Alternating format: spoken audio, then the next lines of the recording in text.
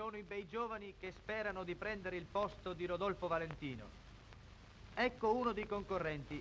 Oh, che bella festa! Oh, che bella festa! Voi lo avrete certamente riconosciuto.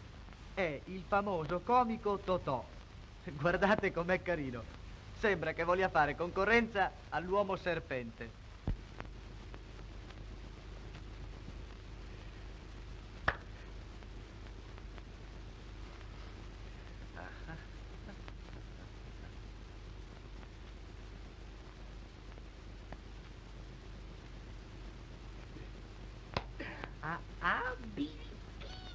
Birichino.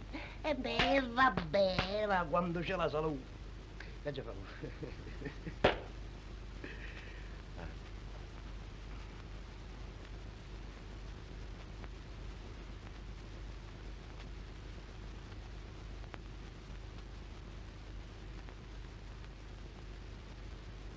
No, perché io da bambino ho avuto la meningite. Con la meningite o si muore o si rimane stupidi. Io non sono morto.